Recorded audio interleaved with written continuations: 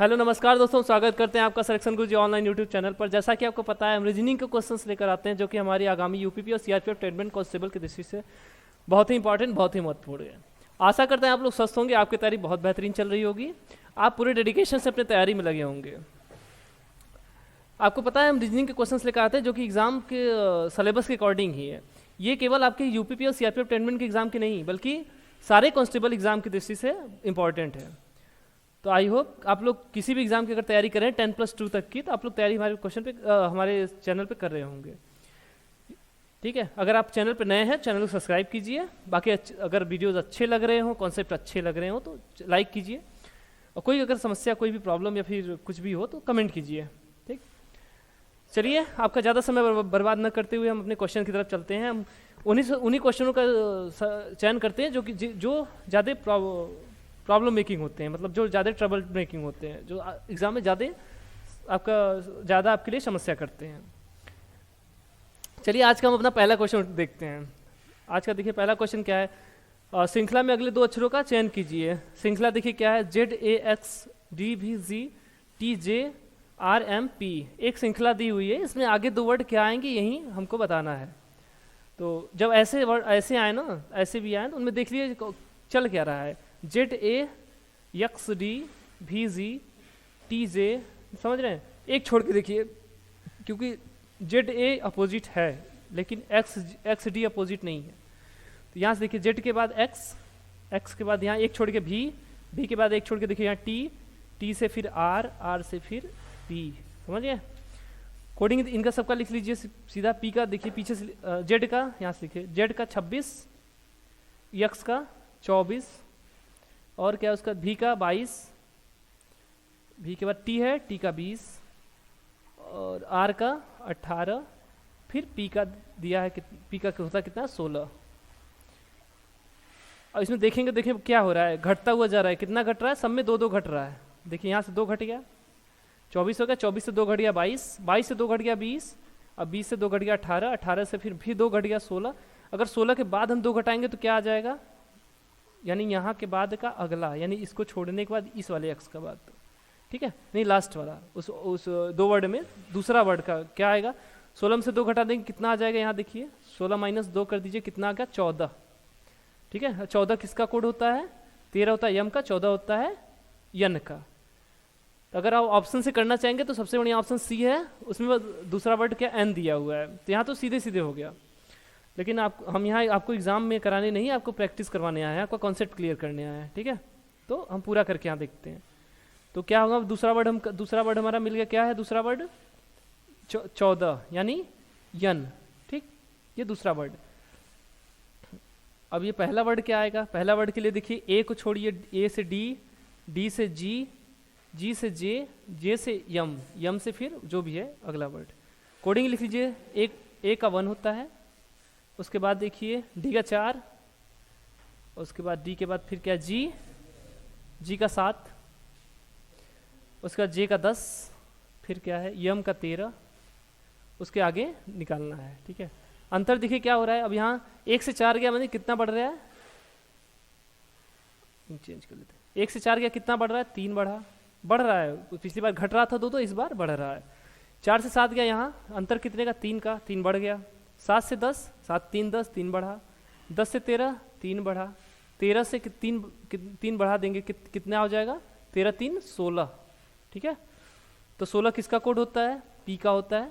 और हम ये पहला वर्ड हो गया। दूसरा वर्ड हमको क्या मिला था? यन, 14 यानी यन मिला था। तो क्या हो जाएगा हमारा आंसर? आंसर हो जाएगा P N, option number C. ठीक है, चलिए आगे क्वेश्चन देखते हैं आज का। अगला क्वेश्चन हमारा क्या है, ये चाल समय से है। ये देखिए कॉमन क्वेश्चन है, ये रीजनिंग और मैथ के दोनों के कॉमन क्वेश्चन है। ये मत सोचिए ये रीजनिंग के क्वेश्चन केवल मैथ का क्वेश्चन है, ये रीजनिंग में भी आपको ऐसे ये क्वेश्चन रीजनिंग का भी है। कुछ क्वेश्चन है जो दोनों में कॉमन होते हैं, जैसे सिर और पैर वाला होता है, और इसमें देखिए रेलगाड़ी वाला है ये, और कार्य समय का हो गया, और एक और क्या होता है, चलिए आएगा तो हम बता देंगे। ठीक है, कुछ क्वेश्चन रहते हैं जो दोनों में कॉमन होते हैं। अब देखिए क्वेश्चन देख लीजिए क्या है। एक व्यक्ति 4 किमी लंबी सुरंग में रेलगाड़ी को घुसते हुए देखता है। ठीक, यदि रेलगाड़ी की लंबाई सुरंग की लंबाई का 8वां भाग हो और वह 6 मिनट में सुरंग से बाहर निकल जाती है। तो रफ्तार उसकी रफ्तार ज्ञात कीजिए। चाल बराबर क्या होता है, कुल दूरी बटे कुल समय। तो कुल दूरी कितनी हो जाएगी, कुल दूरी बटे कुल समय, ठीक है। तो कुल दूरी क्या हो जाएगी, रेलगाड़ी द्वारा तय की गई दूरी और रेलगाड़ी मतलब सुरंग की लंबाई प्लस रेलगाड़ी की लंबाई, समझ गए। तो सुरंग की लंबाई कितनी है, चलिए फार्मूला समझ में आ गया हो। देखिए सुरंग की लंबाई कितनी है, 4 किमी दिया हुआ है, ठीक है। मान लीजिए सुरंग है, सुरंग की लंबाई 4 किमी। अब बोला है क्या कि 4000 मीटर, समझ गया, ये मीटर है। उसके बाद बोला है कि रेलगाड़ी की लंबाई सुरंग की लंबाई का 8वां भाग है। 8वां भाग मतलब इसमें 8 से भाग दे दीजिए, 8 पंजे 40, 500। रेलगाड़ी की लंबाई कितनी होगी, 500। तो टोटल लेंथ कितना होगा, रेलगाड़ी द्वारा तय किया गया टोटल लेंथ कितना हो जाएगा, कुल दूरी 4000 प्लस रेलगाड़ी की खुद की दूरी यानी 500। समय कितना लगा है, 6 मिनट। 6 मिनट को घंटा में बदल दीजिए तो क्या हो जाएगा, ये 1/10 है, मतलब 10 का गुण 10 का गुणा हो जाएगा, ठीक है। तो क्या है, इसको किलोमीटर में कर दीजिए, ये सीधे सीधे हो गया 4.5 किमी बटे 0.6, 1 घंटा हो जाएगा, सॉरी 0.1 घंटा। इसको अगर भाग देंगे कितना आ जाएगा हमारा, पॉइंट खत्म यानी 45 आ जाएगा।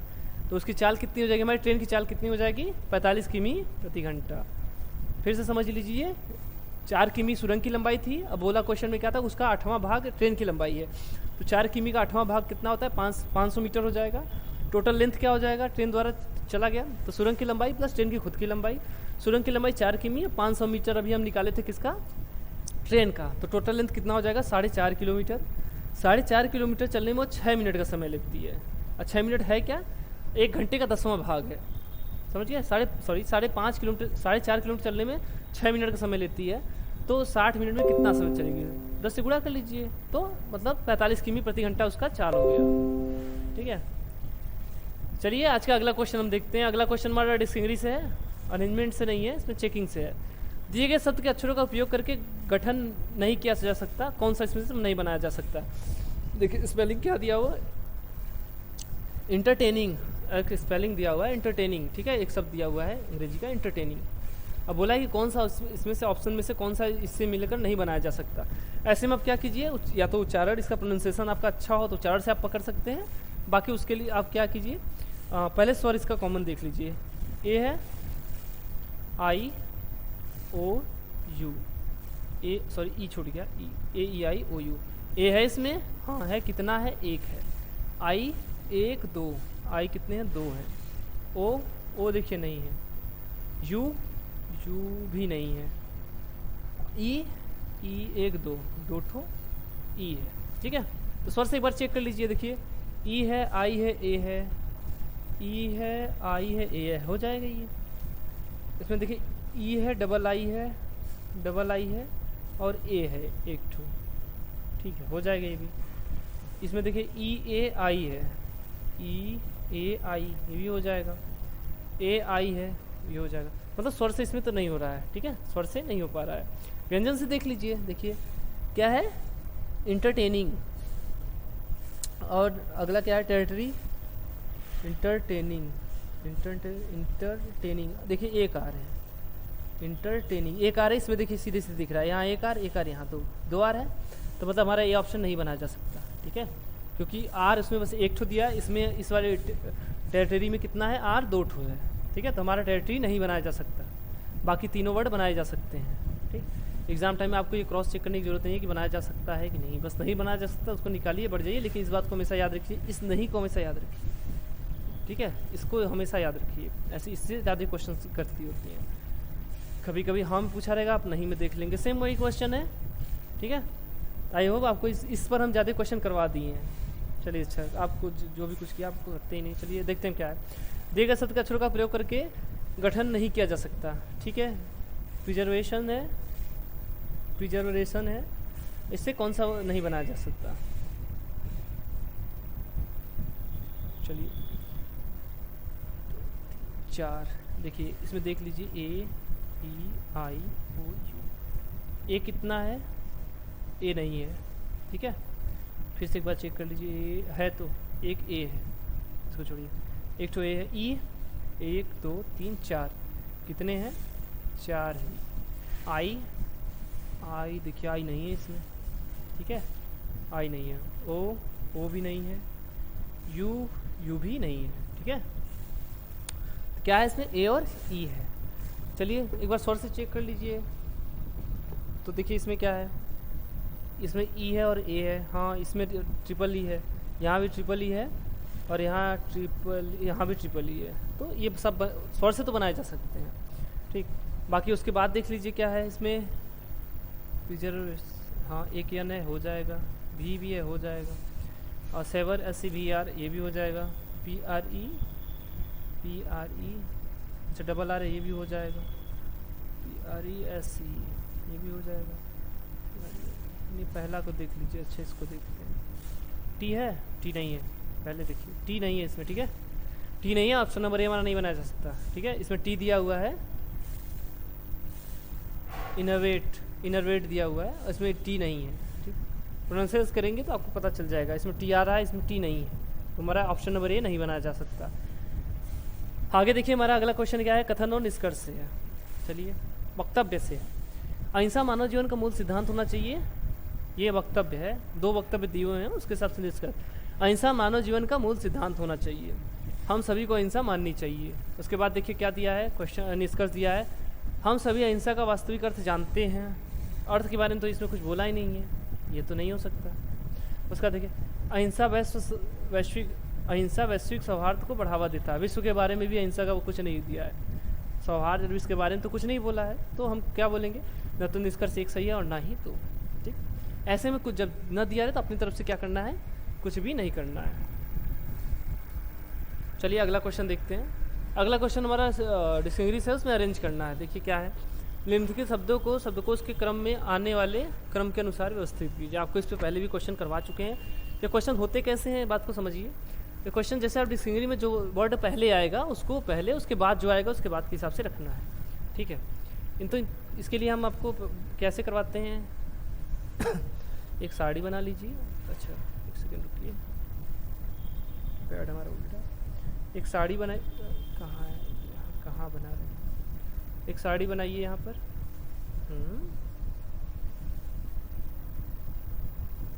चलिए बनाते हैं फिर से। एक साड़ी बना लीजिए, ठीक है। क्या बन रहा है यार, चलिए कोई बात नहीं, कुछ दिक्कत आ रही है, समझिए बात। चलिए ठीक है, देखते हैं।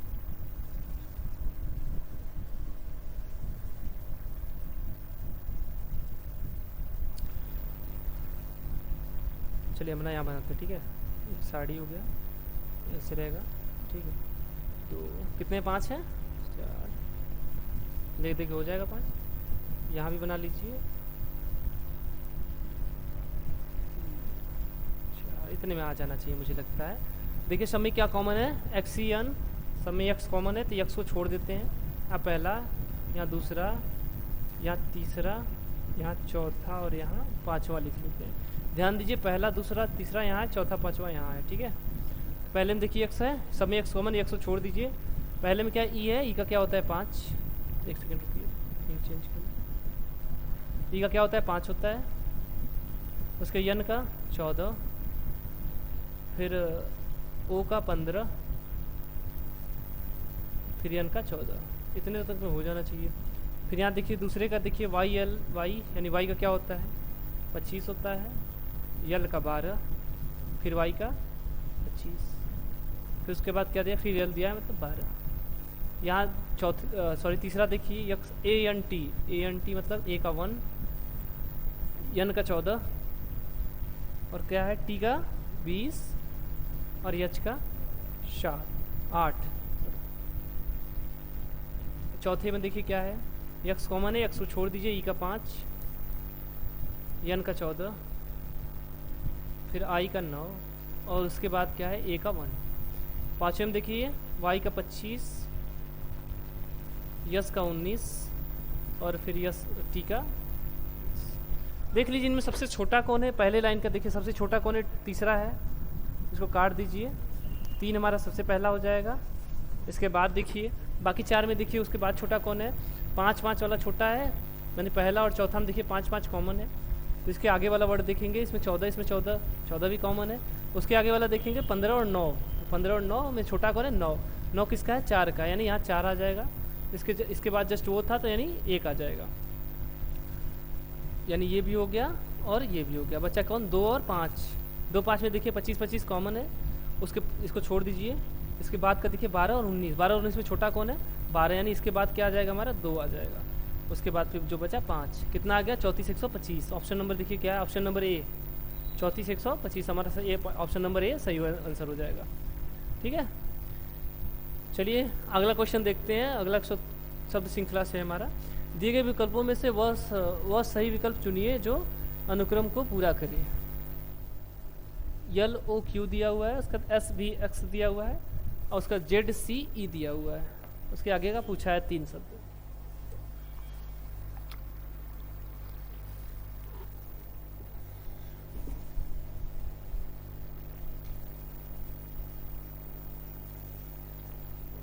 चलिए इसका कोडिंग लिख लेते हैं, इसका कोडिंग लिख लीजिए। देखिए क्या है कोडिंग, LOQ है तो L का क्या हो जाएगा 12, O का 15 और Q का 17। चलिए ऐसे नहीं लिखा जाएगा, 12 15 17 यही था। चलिए लिखिए 12 15 और 17, क्यों हो क्या पहला। उसके बाद का देखिए 19, फिर क्या है V का 22,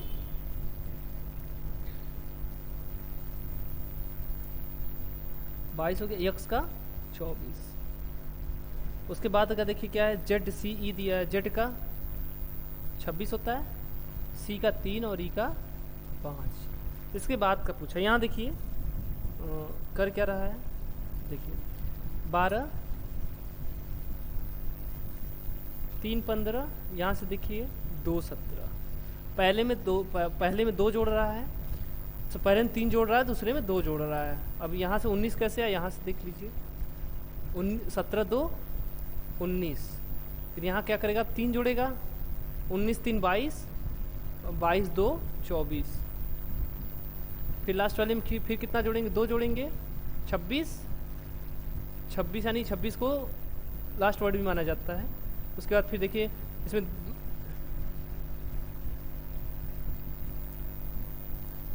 3 जोड़ दिया सर, 3 जोड़ दिया, 1 जोड़ेंगे तो A आएगा, 2 जोड़ेंगे तो B आएगा, 3 जोड़ेंगे तो C आ जाएगा। समझ गए बात को। C का क्या होता है 29 होता है, अगर आगे बढ़ाते चले जाएंगे तो C का कोडिंग क्या होता है 29 भी होता है, 29 और 3 दोनों होता है, इस बात को याद रखिए। और उसके बाद यहाँ क्या करेंगे 2 जोड़ देंगे। आगे वाला श्रृंखला याद करने के लिए हमने क्या बोला था, देखिए यहाँ से 2 जोड़ा था, यानी 5 में 2 जोड़ेंगे कितना आ जाएगा 7 में फिर देखिए कितना जोड़ना है 3 जोड़ना है, 7 3 10, फिर 10 में क्या जोड़ना है 2 जोड़ना है, 10 2 12। ये कोडिंग होता है किसके है, इसके कोडिंग किसके होते हैं याद लिख लीजिए। ये होता है G का, और ये होता है J का, और ये होता है L का, GJL। ऑप्शन नंबर देखिए क्या है, ऑप्शन नंबर A हमारा मिल गया, GJL। ठीक है, फिर से समझ लीजिए क्या कर रहा है, पहले वर्ड में 3 जोड़ रहा है, उसके अगले वाले में 2 जोड़ रहा है, फिर अगली श्रृंखला ज्ञात करने के लिए लास्ट वाले में फिर से 2 जोड़ दे रहा है। फिर अगली श्रृंखला का पहला वर्ड मिल गया तो उसमें फिर 3 जोड़ के बीच वाला निकल जा रहा है, बीच वाले में फिर 2 जोड़ के लास्ट वाले में फिर 2 जोड़ के अगले श्रृंखला का पहला वर्ड निकाल ले रहा है, यही कर रहा है। इसी कॉन्सेप्ट पे आप भी कर लीजिए। चलिए हम आज का अगला क्वेश्चन देखते हैं। क्या है 13 27 56 और 115, अगला वर्ड पूछा है। ठीक है, तो 13 में देखिए 13 से 27 को जोड़ेगा नहीं, सीधे 13 दूना 26 से 27 सीधे सीधे दिख रहा है, गुड़ा है 13 दूना 26। क्या करें इसमें ऐसे नहीं,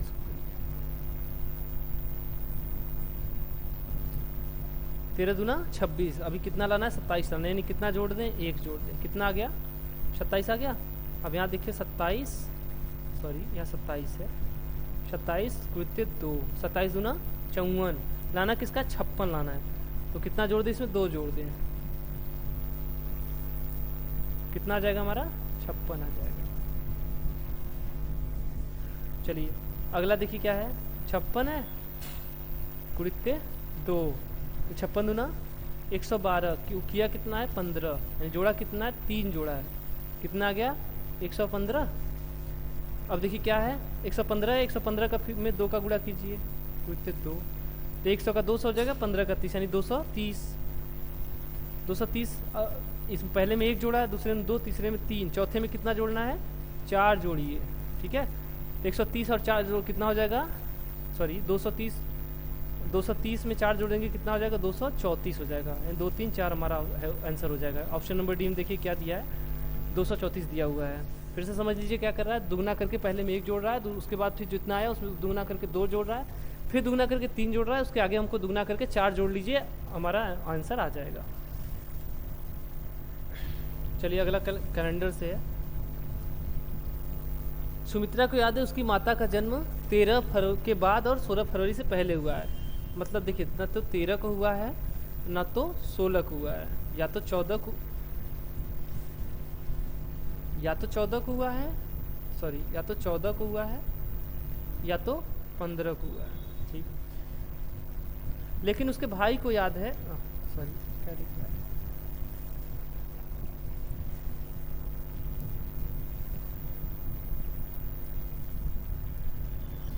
क्या बोला है, उसके भाई को याद है, सॉरी यहाँ पर, हाँ उसके भाई को याद है कि उसकी माता का जन्म 14 फरवरी के बाद। अब यहाँ देखिए 14 फरवरी के बाद, यानी 14 को नहीं हुआ है, 14 फरवरी के बाद था 17 से पहले हुआ है, यानी 17 यहाँ हो गया, ठीक है। तो ये देखिए ये रेड हो गया, ये रेड हो गया, अब 14 बोल दिया तो 14 भी रेड, ये भी रेड, तो बचा कौन सा 15 है, ठीक। इन सबके बीच का क्या है 15। एग्जैक्ट तारीख क्या है, सुमित्रा की माता का जन्मदिन क्या है, वो 15 फरवरी को है। ऑप्शन नंबर लास्ट देखिए हमारा सही आंसर हो जाएगा 15 फरवरी। अगला देखिए हमारा क्वेश्चन कथन और निष्कर्ष है। गुणवत्ता को एक मूल्य, अच्छा कथन क्या है, गुणवत्ता का एक मूल्य होता है। अगला कथन क्या है, कथन भारत शिक्षा के लिए काफ़ी धन का आवंटन कर रहा है। चलिए सही बात है, क्वालिटी की चीज़ लेंगे तो क्या होगा, उसके लिए आपको ज़्यादा पे करना होगा, नहीं उसका मूल्य अधिक होगा। भारत में शिक्षा की गुणवत्ता में सुधार होगा। देखिए कथन के हिसाब से तो होगा, गुणवत्ता का एक मूल्य होता है, शिक्षा की गुणवत्ता सुधारनी है तो उसके लिए मूल्य देना होगा, और अगर शिक्षा पे ज़्यादा इन्वेस्ट हो रहा है, भारत में शिक्षा की गुणवत्ता में सुधार होगा। अच्छा धन अधिक आवंटित कर किया जा रहा है शिक्षा में, मतलब उसके सुधार के लिए तो किया जा रहा है, तो पहला निष्कर्ष हमारा सही होगा कथन के हिसाब से। केवल निधियन से ही शिक्षा की गुणवत्ता को बढ़ाया जा सकता है, जी नहीं, इसमें टीचर्स की भी हेल्प होती है, स्टूडेंट की भी हेल्प होती है, गार्जियन की का भी सहयोग होता है, तभी शिक्षा में सुधार हो सकता है, ठीक है। फिर पैसे दे के इन्वेस्ट करके बढ़ाया नहीं जा सकता। ऑप्शन नंबर निष्कर्ष दूसरा हमारा गलत है। केवल बोल दिया, सीधे सीधे बात यहाँ पर केवल बोल दिया, इसकी वजह से सीधा एकदम कुछ सोचना ही नहीं है, गलत ऑप्शन है। तो क्या होगा हमारा निष्कर्ष, ऑप्शन नंबर ए, केवल निष्कर्ष एक सही है, बाकी दूसरा गलत है। चलिए अगला देखते हैं। अगला हमारा ब्लड रिलेशन से क्वेश्चन है आज का। चलिए पढ़िए क्वेश्चन को आराम से। क्या है क्वेश्चन, एक औरत की ओर इशारा करते हुए राम कहता है, क्या कहता है, उसके एकमात्र भाई का बेटा, यानी औरत के एकमात्र भाई का बेटा मेरे पत्नी का भाई है। चलिए किसके बात कर रहा है, एक औरत की ओर इशारा करते हुए राम कहता है कि उसके, यानी उस औरत के, यानी वो महिला ये है, वो वुमेन है, ठीक है। उसके एकमात्र भाई का बेटा, इस औरत का एकमात्र भाई मान लेते हैं बी है, वो एकमात्र भाई बी है, इसका बेटा यस मान लेते हैं, ठीक। मेरी पत्नी का भाई है, यानी इसके पत्नी का भाई मतलब इसकी बहन, इस लड़के की जो बहन है, यानी प्रियम मान लेते हैं बहन, ठीक है। वो क्या है, उस आदमी की वाइफ है, यानी राम की क्या है, वाइफ है, समझ गए। अब पूछा क्या है, उस औरत का राम से क्या संबंध है। अब देखिए वो औरत है कौन, तो राम के साथ क्या था, राम के पत्नी के पिता, यानी उसके ससुर की क्या है, बहन है। राम के पत्नी की बुआ, यानी उसके राम के ससुर की बहन, ठीक है, राम के ससुर की बहन है। ऑप्शन में देखिए क्या दिया है, ऑप्शन नंबर डी, ससुर की बहन। अगला क्वेश्चन देखिए आज का, हम अगला क्वेश्चन भी ब्लड रिलेशन से ही है। एक आदमी ने औरत से कहा तुम्हारी माँ के पति की बहन मेरी बुआ है। उस औरत का आदमी से के साथ क्या संबंध है? चलिए देख लेते हैं। एक आदमी ने औरत से कहा तुम्हारी, यानी उस औरत के बारे में, औरत की तरफ से बोल रहा है कि औरत से कहा कि तुम्हारी, यानी वो फिर से इसमें भी वही है, ये वुमन हो गई यानी वो औरत हो गई। तुम्हारी माँ यानी उस औरत की माँ कौन मान लेते हैं कौन है? यम है। क्वेश्चन हटा लें यहाँ से। चलिए, तुम्हारी माँ के पति यानी उस औरत के माँ के पति यानी उस औरत के पिता, ये दोनों तब कौन हो जाएंगे? पति पत्नी हो जाएंगे। ठीक है, पिता की बहन यानी इसकी बहन क्या है? उसकी बुआ है। उस आदमी की बहन मेरी बुआ है। उस आदमी की क्या है? वो ये बुआ है। ठीक है, ये बुआ तब होंगी जब वो इस आदमी का पुत्र होगा।